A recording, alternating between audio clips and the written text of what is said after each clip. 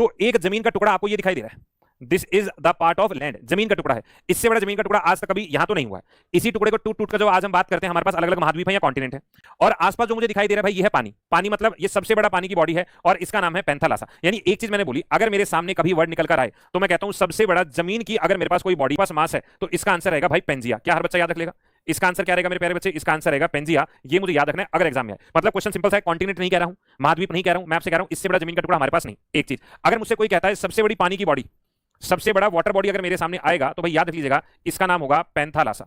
इसका नाम क्या होगा मेरे प्यारे बच्चे? इसका नाम होगा पैंथालासा। ये छोटी सी बात अपने दिमाग में डाल लीजिएगा। अब इन सब का टूट फूट हो गया, मतलब ब्रेक डाउन हो गया। अब ब्रेक डाउन क्यों हुआ होगा? ये जो आपको टुकड़ा दिखाई दे रहा है ना, इसके ऊपर पानी का फोर्स भी है, आसपास पानी है तो ज्वार बनकर टाइड्स टकरा रही है, नीचे ग्रेविटी का जोर भी लग रहा है, और अगर कोई चीज पानी के ऊपर होती है तो पानी का फोर्स भी तो टकराता है, उसे बायोवेंट का फोर्स बोलते हैं, बायोवेंट का बल बोलते हैं। अब मुझे इसमें नहीं जाना, मुझे बस इतना समझ में आया, ये जमीन का टुकड़ा टूटा और छोटे छोटे एरिया में बटा तो कितने महाद्वीप बना दिए भाई? इसने टूट कर कितने महाद्वीप बना दिए? एक बार कमेंट करके जल्दी से बताओ कितने महाद्वीप मुझे समझ में आते हैं आज हैं।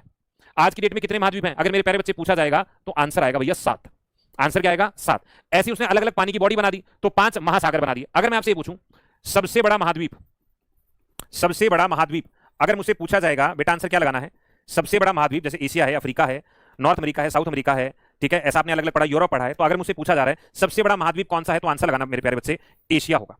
एक क्वेश्चन। नंबर 2, अगर मुझसे पूछा जा रहा है सबसे बड़ा महासागर, सबसे बड़ा महासागर यानी यहां पर हम लोग बात करें ओशन के बारे में, तो आंसर आप क्या लगाएंगे मेरे प्यारे भाई?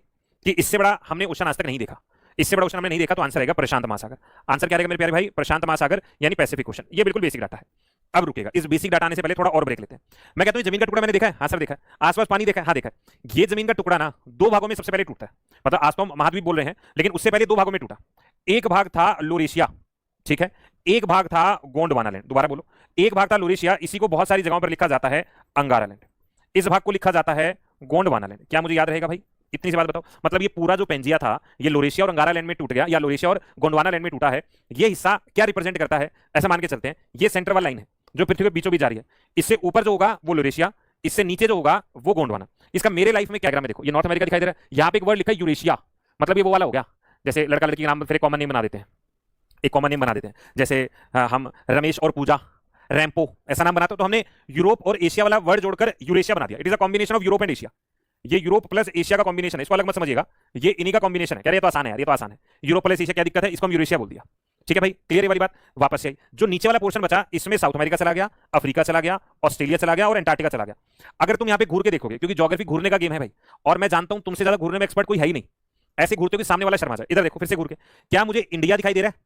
हाँ सर दिखाई तो दे रहा है। और मैं आज इंडिया कहां देखता हूं? मैं यहां कहीं देखता हूं। तो मतलब ये जितने भी प्लेट मुझे दिखाई दे रही, प्लेट का मतलब जमीन के टुकड़े। अच्छा जमीन के टुकड़ों को ना बड़ी कोई टुकड़ा होगा तो मेजर प्लेट कहूंगा, छोटा कोई टुकड़ा होगा तो माइनर प्लेट कह दूंगा। माइनर मतलब छोटा, मेजर मतलब बड़ा। जितना बड़ा टुकड़ा नजर आएगा वो मेजर है, जितना छोटा नजर आएगा वो माइनर है। जैसे माइनर कहते हैं कि 18 साल से कम की उम्र का है, तो हमने बोला जो इंडिया है ये सरक सरक कर यहां पहुंचा है। और ये बात मुझे अच्छे से पता है कि इंडिया नीचे से आ रहा है, तो आपने बहुत सारा भारत का हिस्सा सुना होगा। भारत का जो प्रायद्वीप का भाग है, या और सिंपल करते हैं जो दक्षिण भारत है वो गोंडवाना लैंड बोला जाता है, वो गोंडवाना लैंड बोला जाता है। तो क्या मुझे गोंडवाना वाला वर्ड समझ में कहां से आया होगा? क्योंकि ये इसी का तो हिस्सा था।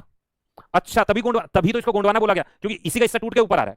डन। दूसरा सवाल यहीं पे दिमाग में रखना, जब ये हिस्सा टूटकर ऊपर आ रहा था तो इनके बीच में एक सागर दिखाई दे रहा है, तेथस सागर दिख रहा है कि नहीं दिख रहा?